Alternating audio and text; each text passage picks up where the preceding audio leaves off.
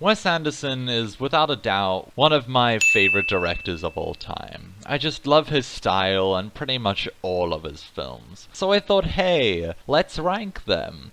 I know, ranking something on YouTube, wow, one of the most original concepts ever. Well, I don't care.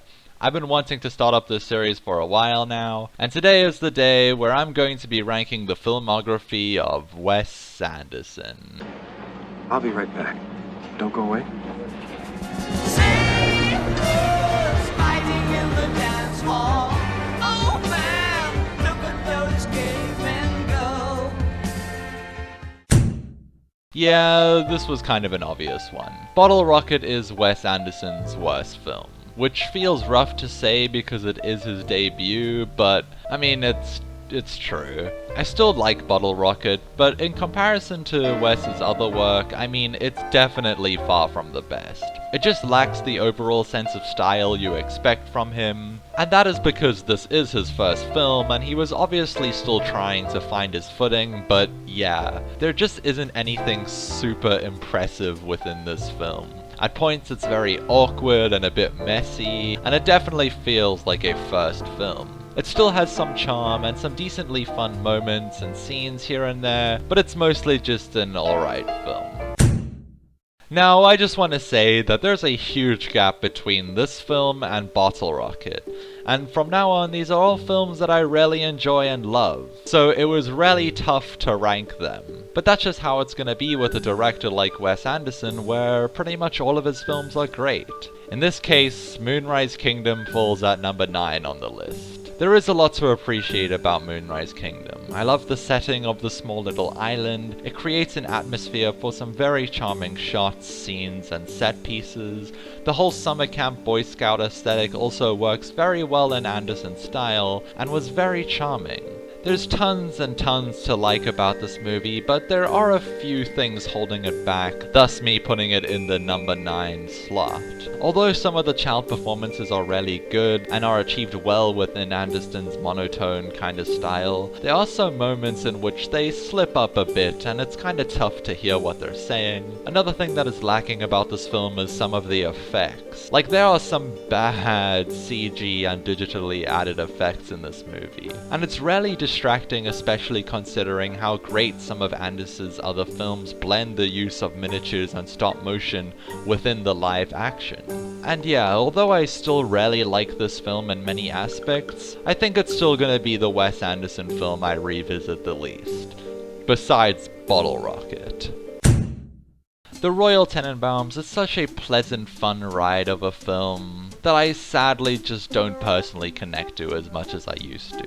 Don't get me wrong, this film tells such a great family story. I love all of the characters and they all fall into place so well within the film. And there's a moment in this film that will forever stick with me, cause fucking hell. But just upon rewatch, I wasn't as into this movie as I was before, but I still think it's really great. This film does a great job at characterization and developing the personalities and small quirks of all of the characters within the film. There's some really great emotional moments in this film as well, but in my opinion, they don't really hit as hard on a repeat viewing. And maybe that's why I wasn't as into it within this watch. But again, I still think this is a great film. It has great character moments, and I love all the effort put into the development of the wide cast of people within it. Now, I've already talked about this film and how much I love it in my quick review, so it might be a surprise why it's pretty low on the list, despite me giving it a lot of praise. And I think it's in this position for 2 reasons. The first is that I just think I need a little more time with it. A lot of these other films I've seen multiple times, so I'm pretty confident with their rankings, but I'm sure I can maybe see this one rising in the future. But also, the second reason, as much as I love this film, I just think that I know I like the remaining 6 more. I know, it's crazy. That's just how much I love this director. But yeah, I do love this film. The direction, visuals, and production design are all amazing. This film is actually really funny and has such fun, exciting, and hilarious sequences. The whole film is just pieced together so well, but there are just a few little flaws that hold it back for me slightly, which I did talk about in my quick review, so watch that if you wish to hear more. I will, however, end off by saying that Wes has reached a peak on the production and visual elements within this film, and I can't wait for the great plateau of ones to follow. It feels kind of criminal to not have this one in the top 5, because this film is just such an entertaining ride. Haha, get it? Because the main setting of this film is on a train and they're riding the train, whoa! But yeah, this film is really great. This is definitely one of the more symbolic films from this director, and it makes perfect sense considering the cultures explored within the film, and the kind of spiritual journey the characters within the film experience. This film has a ton of great messages to express about the different types of journeys a person may take, whether that be an emotional, spiritual, or just a regular voyage. This film also has great messages that comment on exposure to death, and family, and brotherhood, and relationships in general, and a lot of it really personally resonates with me. The setting on the train is great, paired with the fantastic production design. The visuals in this film are also amazing, with some great shots. There's some very satisfying slow-mo sequences, and that oneer that passes through the train compartments is one of my favorite shots in cinematic history. This film is just so great, and is one of the more overlooked Wes Anderson films, which I personally think deserves way more credit. Isle of Dogs has some of the best animation of the past decade. Heck, it has some of the best animation ever. I know how I was just going on about how Wes Anderson peaked with The French Dispatch on a visual level. Well, for that I was referring to his live-action films. Because, damn, Isle of Dogs is just in a league of its own. This film just looks so unbelievably amazing. Which is ironic because one of the main set pieces from this film is an island full of trash. But yeah, despite this film being mostly set in a huge dump, it still looks fantastic. The stop motion is fucking gorgeous. I mean, just that sushi scene alone, whew, god damn. But this film is not all just pretty looks. It has a great cast of characters that are all very charismatic, which makes watching their journey very enjoyable. The film has amazing music, which is always used very well. There's so many stylistic elements in this film that just work so well, like how information is communicated and translated. There's just so much to love and appreciate about this film, and damn, it's only number 5. Rushmore is genuinely such a fucking hilarious movie. All of Wes Anderson's movies have comedic elements to them and are funny, but I find them to be more humorous in a quirky or cute kind of way. But Rushmore is like a proper laugh-out-loud comedy, to me at least. This film just shot up on this ranking once I rewatched it. It's just so much goddamn fun. It's a really enjoyable character study as well. Jason Schwartzman gives off a fantastic performance as Max Fisher, and all the side characters do really great jobs as well. The way music is used in this film is so great and really contributes to the film's cheerful tone, but the use of music is also great as the lyrics to the songs sometimes actually pair with the visuals on screen. This film is full of so much energy and style, which is insane considering the fact that this is Anderson's second film. I also kinda love how this is the film that almost blends all of Anderson's films together. A small example of this is all the diving and sea life imagery within this film that is later reflected in The Life Aquatic. That's just a small little thing, but there's so many more obvious details of his style that all started because of this film, but continue to spread throughout all of his work, and I just love it.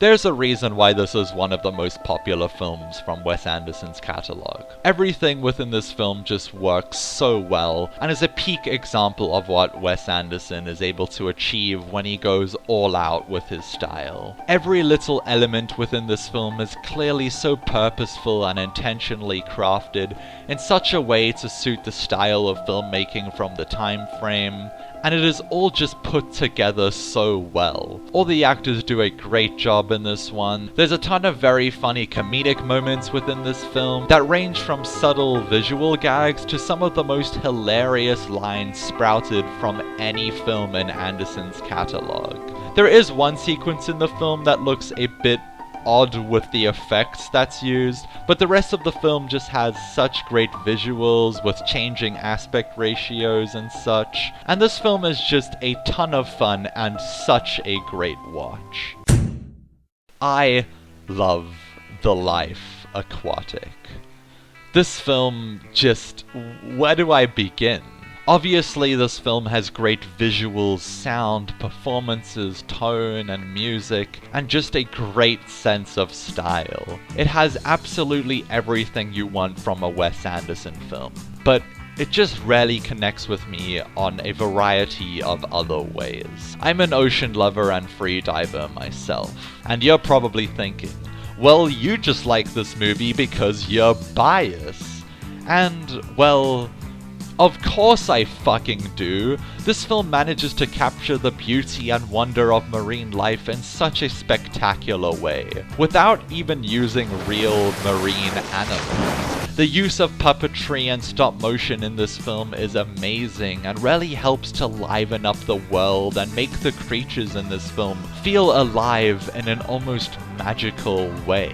I love all the set pieces and locations in this film as well. The set and production design in this film are fantastic. The reefs and shipwrecks and the deep dark ocean all look so great. And the fact that they made a whole fucking boat for this film is crazy cool. I genuinely think, considering the huge scale and the fact that this was the highest budget Anderson has had for a film, that this is definitely his most ambitious. And I'm glad to say that it very much succeeded, despite it sadly making a loss at the box office. I highly recommend that anyone checks out this film. It's a great watch for ocean lovers, but it's also a great time in general that I can imagine almost everyone will enjoy. I just absolutely adore this film, and damn, it's only number 2. Fantastic Mr. Fox is a perfect film. Every single little aspect from this film is just perfect. This is the film that I've definitely talked about the most on the channel. I've written essays of this film for English class. It's a movie that I recommend to almost anyone that hasn't seen it before, because it's perfect. I love this film. And when I watch it again and again, I keep going in thinking that I've dissected this movie to its bone and I won't have anything to say about it anymore. But no. Each time I view it, there's more to discover, more to enjoy, and more to appreciate. Everyone already knows how amazing the animation, soundtrack, cast of characters, direction, tone, and vocal performances and all that are from this film, so I won't get into that. But I'm still gonna credit just how great all those aspects of the film are. However, the main reason why I love this thing is the morals and messages it's able to convey. Fantastic Mr. Fox is not just a film about a fox who plans a heist against 3 local farmers. It's so much more.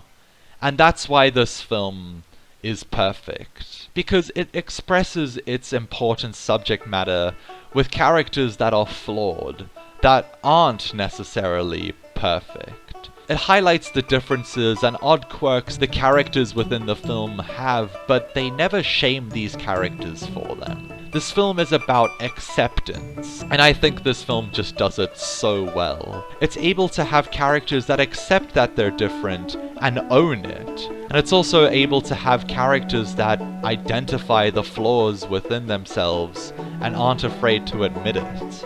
Of course, there's more themes this film has to offer, and that's just the absolute beauty of it.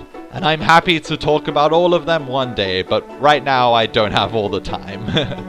There's no better word to describe this film than the one that appears within its title. Fantastic. I absolutely love this film. And in my opinion, it's Wes Anderson's best.